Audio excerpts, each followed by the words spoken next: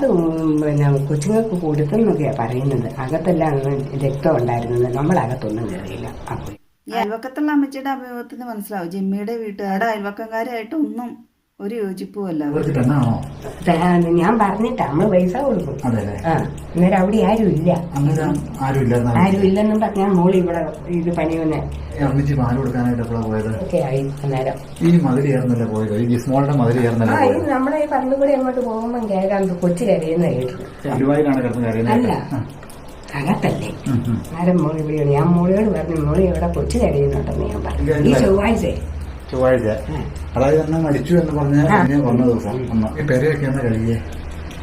അത് ഈ ചിലപ്പം ഇതിനിടയ്ക്കൊന്നും മോളി വന്നായിരുന്നു.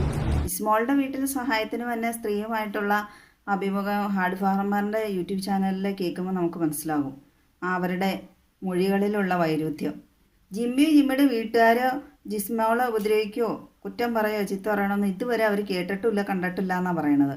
അവർ ജിമ്മിയുടെ വീട്ടുകാർ സപ്പോർട്ട് ചെയ്യണ പോലെ എനിക്ക് തോന്നിയത്.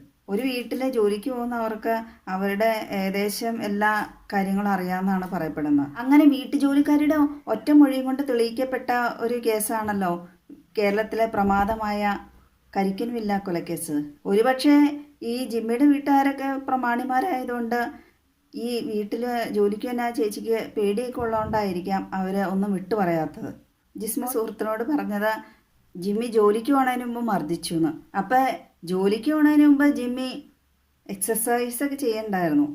പഞ്ചിങ് ബാഗായിട്ട് ജിസ്മോളെ ഉപയോഗിച്ചുകൊണ്ടിരുന്നത്. ഇടിയൊക്കെ പ്രാക്ടീസ് ചെയ്തുകൊണ്ടിരുന്നേ ജിസ്മോളിന്റെ മേത്തായിരുന്നു. പറയുന്നത് പിന്നെ ഛർദിച്ചെന്നോ ഒക്കെ പറയുന്നുണ്ട്. അപ്പൊ ഇതുപോലെ ഇടി വെച്ചു കൊടുത്തപ്പോൾ ഒരു ദിവസം വല്ല തലയിലോ വയറിലോ അസ്ഥാനത്ത് എവിടെ കൊണ്ടു ചോരയും ഛർദിച്ചു. അങ്ങനെ മരണപ്പെട്ടായിരിക്കും ജിസ്മോള്. ഇത് കണ്ടോണ്ട് നിന്നായിരിക്കും മൂത്ത കൊച്ച്. അപ്പൊ ഇളയ കൊച്ചിനെ എന്തിനു കൊന്നു എന്നുള്ളൊരു ചോദ്യം വരും അല്ലേ. അവർക്കറിയാം അവര് ജിസ്മോളോട് സ്ത്രീധനൊക്കെ ചോദിച്ചു മേടിച്ചുകൊണ്ടിരുന്ന ആണല്ലോ. അപ്പോൾ അവർക്ക് 2 പെൺപിള്ളേരാകുമ്പോൾ അവരോട് അങ്ങനെ ചോദിച്ചു മേടിക്കാൻ സാധ്യത മുൻകൂട്ടി കണ്ടു കാണും ഭാവിയിൽ. അതുകൊണ്ട് പെൺപിള്ളേരാണെന്നുള്ള ഒറ്റ കാരണം കൊണ്ടായിരിക്കും ആ പിള്ളേരെ കൊന്നു കളഞ്ഞ ജിമ്മി എന്ന് പറയുന്ന ക്രൂരനായ പിതാവ്. ഇത്രയൊക്കെ കോലാഹലങ്ങൾ ഉണ്ടാക്കിയിട്ട് ജിസ്മോളെ ഉപദ്രവിച്ചു എന്ന് പറയുമ്പോൾ ഗാർഹിക പീഡന കേസിനോ വധശ്രമത്തിനോ എന്തെങ്കിലും ഒരു കേസിനോ എന്തെങ്കിലും ഒരു ഇതിന് ഒരു ചെറുവിരൽ പോലും ഈ ജിമ്മിക്കെതിരെ അനക്കാൻ ഇതുവരെ കഴിഞ്ഞിട്ടില്ലല്ലോ. എന്തായാലും ജിമ്മിക്ക് വേറെ ബന്ധമുണ്ടെന്ന് പറഞ്ഞാൽ അംഗീകരിക്കാൻ ബുദ്ധിമുട്ട് വരും. കാരണം മുഖത്തൊരു ചിരി പോലും ഇല്ലാത്ത ആ മരമോന്ന് കണ്ടിട്ടുണ്ട് ഏത് പെണ്ണ ഇഷ്ടപ്പെടണേ. ഞാനെന്തോ ജിസ്മോളേക്കായും വലിയ സംഭവമാണെന്നുള്ള രീതിയിൽ കല്യാണ വീഡിയോ പോലും ഈ ജിമ്മി എന്ന് പറയുന്ന ജിസ്മോളുടെ ഭർത്താവ് ചിരിച്ചു കണ്ടിട്ടില്ല. ഇത്രയും സുന്ദരി പേഴ്സണാലിറ്റി ഉള്ള ഈ ജിസ്മോൾക്ക് എങ്ങനെ ഈ ജിമ്മിനെ ഇഷ്ടപ്പെട്ടു എന്നാണ് ആലോചിക്കുന്നത്. ഇവനെ കണ്ട് ആരും ഇഷ്ടപ്പെടില്ല എന്നുള്ള അവനറിയാം. അതുകൊണ്ട് ഇവന് സ്വാഭാവികമായിട്ടും ഈ ജിസ്മോള് സംശയം വന്നതാണ്. അതുകൊണ്ടായിരിക്കും ഫോണൊക്കെ പിടിച്ചു വെച്ചത്. ആ ജിമ്മിയുടെ അമ്മയുടെ മുഖത്ത് അവരുടെ മനസ്സാണ് തെളിഞ്ഞു നിൽക്കുന്നത്.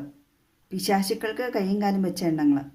മോനെ കൊണ്ട് മരുമകൾക്കെതിരെ എന്ത് തെറ്റും ചെയ്യിപ്പിക്കാൻ പ്രേരിപ്പിക്കുന്ന അച്ചുകെട്ടി അമ്മായിമത്തള്ള. പിന്നെ ബൈബിളിൽ പ്രത്യേകം പറയണ്ടല്ലോ ഭർത്താവ് തലയായിരിക്കണം എന്നുള്ളത്. അത് ജിസ്മോള് അതേപടി അനുസരിച്ചു. പക്ഷേ ഈ ഭർത്താവിൻ്റെ തലയ്ക്ക് പത്തി ഉണ്ടെങ്കിൽ എന്നാ ചെയ്യണേ, കുത്തൂലേ? അതേ ബൈബിളിൽ തന്നെ പറയണ്ടേ 2ാം വിവാഹത്തെക്കുറിച്ചും. മക്കൾക്ക് വേണ്ടി ജീവിക്കണ അമ്മമാര് മക്കളുടെ ജീവന് ഭീഷണിയാണെന്ന് തോന്നുവാണെങ്കിൽ തീർച്ചയായും ഭർത്താവിൻ്റെ വീട്ടുകാരെ ഇതൊന്നും ചിന്തിക്കരുത്. വേണ്ടാന്ന് വെക്കേണ്ടി തന്നെ വരും. കാരണം അവരെ ഒന്നും ഇനി വളർത്താനൊന്നുമില്ലല്ലോ, മക്കളെയല്ലേ വളർത്താനുള്ളത്. ജിസ്മോള് തീർച്ചയായും ഒരിക്കലും ആത്മഹത്യയില്ലാന്ന് ജിസ്മോളുടെ പിതാവ് വാർത്താ സമ്മേളനത്തിൽ പറയണ്ടല്ലോ ജിസ്മോളുടെ മക്കളുടെ മരണത്തിലെ ദുരൂഹതയുണ്ടെന്ന്. ഒരു മനുഷ്യൻ മരണപ്പെടുമ്പോൾ മനുഷ്യൻ്റെ ആത്മാവിന് വേണ്ടി നല്ല മാലാഖമാരും ചീത്ത മാലാഖമാരും തമ്മിൽ വാഗ്വാദങ്ങൾ ഉണ്ടാവുന്ന. അപ്പോൾ തീർച്ചയായും ആത്മഹത്യ ചെയ്യുക എന്നുള്ളത് ചീത്ത രീതിയിലുള്ള മരണമായതുകൊണ്ട് ആ ആത്മാവിനെ കൈക്കൊള്ളുന്ന ചീത്ത മാലാഖമാരായിരിക്കും. മരണശേഷം പാതാളത്തിലേക്ക് പോകാനും കഴിയില്ല, ഭൂമിയിൽ നിന്ന് സ്വർഗത്തിലേക്കും എടുക്കപ്പെടുകയില്ല. പച്ച മലയാളത്തിൽ പറഞ്ഞ ആത്മഹത്യ ചെയ്യുന്നവരുടെ ആത്മാക്കളെ ഗതിയില്ലാണ്ട് അലഞ്ഞ് തിരിഞ്ഞ് ഭൂമിയിൽ നടക്കുന്നല്ല പറയണേ. ഇതൊക്കെ അറിയുന്നവരൊക്കെ കാണുമായിരിക്കും. അറിയാൻ പാടില്ലാത്ത ഇനിയും മക്കളെയും കൊന്നുമല്ല ആത്മഹത്യക്കും ഒരുങ്ങിക്കൊണ്ടിരിക്കണമല്ല അമ്മമാരുണ്ടെങ്കിൽ ഇതൊക്കെ ഒന്ന് മനസ്സിലാക്കിയിരുന്നാൽ നല്ലത്. മനുഷ്യന്മാർ പിന്നെ ഈ ലോകത്ത് കറുപ്പും വെളുപ്പും മാത്രമേ ഉള്ളൂ. അംഗവൈകല്യമൊന്നുമില്ലാണ്ട് ബുദ്ധിമുഖത്തോടുകൂടി സൃഷ്ടിച്ചല്ലോ എന്ന് തന്നെ ഭാഗ്യമായിട്ട് കരുതുക. ആ സ്ഥാനത്താണ് ജിസ്മോളുടെ അമ്മായിയമ്മ നിറത്തിൻ്റെ പേരിൽ പോലും ജിസ്മോളോടും ആ മൂത്ത കുട്ടിയോടൊക്കെ വിവേചനം കാണിച്ചുകൊണ്ടിരുന്നത്. ദൈവം എല്ലാവർക്കും എല്ലാം ഒരുപോലെയല്ലേ കൊടുത്തിട്ടുള്ളൂ. വെളുത്തവർക്ക് എക്സ്ട്രാ ഫിറ്റിങ്സ് ഒന്നും കൊടുത്തിട്ടില്ലല്ലോ.